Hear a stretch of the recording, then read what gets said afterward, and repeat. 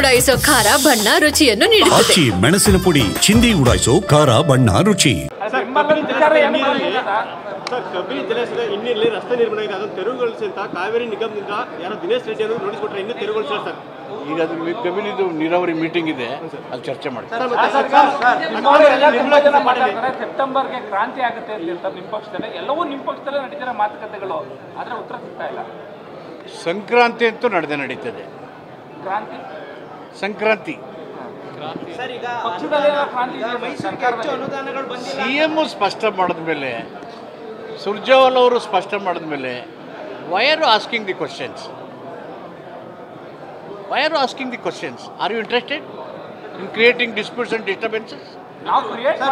Then when they have said, when the ACC General Secretary in charge said, when the Chief Minister himself has said, why are you putting the questions time and again?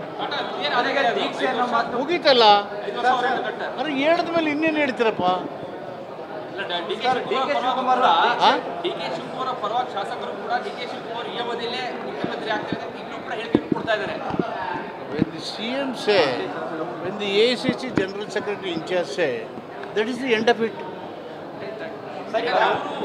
ಪಕ್ಷವನ್ನ ಕಟ್ಟಿದ್ರು, ಅಧಿಕಾರ ಬರೋದಕ್ಕೆ ಅವರು ಕೂಡ ಪಾತ್ರ ಜಾಸ್ತಿ ಇದೆ, ಅವರು ಕೂಡ ಮುಖ್ಯಮಂತ್ರಿ ಆಗ್ತಾರೆ ಅನ್ನುವಂತಹ ಮಾತುಗಳು ಪಕ್ಷದಲ್ಲಿ ಹೇಳ್ತಾರೆ. ಅದರಲ್ಲಿ ಪಕ್ಷ ಕಟ್ಟಿದ್ರು ಅಂತ ಹೇಳೋದ್ರಲ್ಲಿ ಎಲ್ಲರೂ ಸೇರಿದ್ರೆ ಅಲ್ಲೂ ಅಣೆಕಟ್ಟು ಕಟ್ಟೋದು. ಅಣೆಕಟ್ಟು ಹೆಂಗೆ ಕಟ್ತೀವಿ ಹೇಳಿ? ಕಲ್ಲು ಮಣ್ಣು ಜಲ್ಲಿ ಎಲ್ಲ ತಗೊಂಡೋಗಿ ಎಲ್ಲ ಸೇರಿಸಿ ಹಾಕ್ತೀವಿ. ಹನಿ ಗೂಡಿದ್ರೆ ಹಳ್ಳಾತು, ಆ ಥರ ಎಲ್ಲರೂ ಸೇರಿಸಿ ಕಟ್ಟಿದ್ದಾರೆ. ಅದರಲ್ಲಿ DK ಶಿವಕುಮಾರ್ ಪ್ರಮುಖ ಪಾತ್ರ ವಹಿಸಿದ್ದಾರೆ. ಇಲ್ಲ ಅಂತ ಹೇಳೋಕ್ಕಾಗುತ್ತಾ? ಖರ್ಗೆ ಅವರು ಅಧ್ಯಕ್ಷರಾಗಿದ್ದರು, ಅವ್ರ ಕಾಂಟ್ರಿಬ್ಯೂಷನ್ ಇಲ್ವಾ? ಪರಮೇಶ್ವರ್ 8 ವರ್ಷ ಆಗಿದ್ದರು, ದಿನೇಶ್ ಗುಂಡೂರಾವ್ ಆಗಿದ್ದರು, ದೇಶಪಾಂಡೆ ಆಗಿದ್ದರು. ಯಾರ್ಯಾರು ಯಾವ್ಯಾವ ಕಾಲದಲ್ಲಿ ಪಕ್ಷದ ಜವಾಬ್ದಾರಿ ಕೊಡ್ತಾರೆ, ಎಲ್ಲರ ಡ್ಯೂಟಿ.